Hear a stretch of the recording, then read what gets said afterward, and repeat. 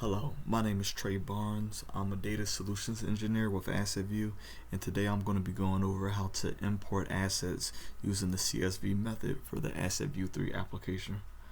So as you can see on my screen, I have a CSV file open, and header row 1 is all the necessary header names that we would need to import assets into Asset Vue.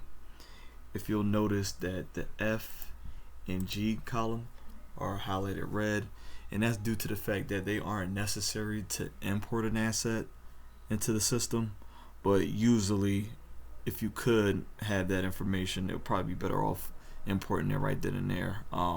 Some of you will not care about serial numbers, so obviously that isn't a field that's needed. Tag number is what we use to do a lot of the scanning processing. So in the event that you don't have the tag numbers readily available, you would like to apply them after you determine your solution, or you just don't care about serial numbers, things of that nature, identifying information. You do have the option to not have that in there. So for this particular example, I will be importing them in there. As you can kind of see from the other header values, everything else is pretty much needed to import into Asset Vue.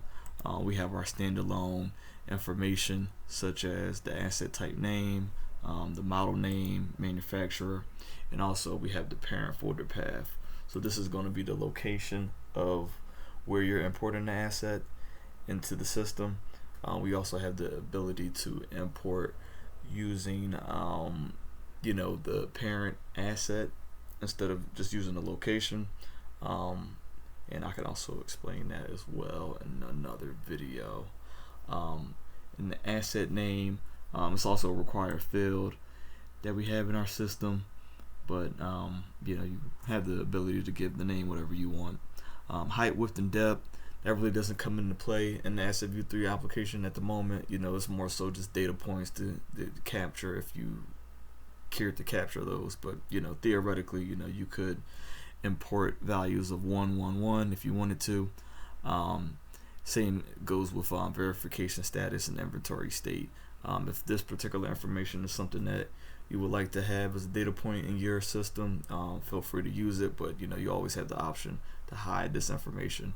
That requires tag number, that is predetermined required field that would most likely apply for the clients that are using real-time solutions. So another one where you necessarily don't have to worry about it.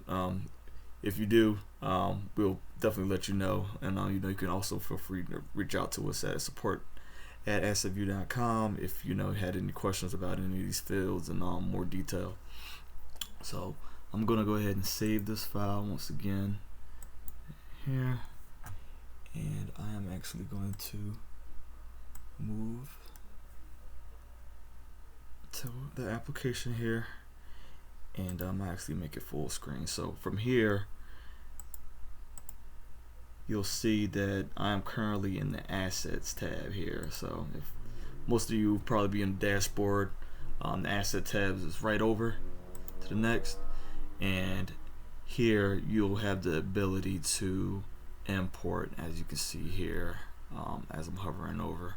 So if I click this import button, I have the option to select a file. I hit the select, and you'll see my simple import test here. I'll hit open on that, and I will upload.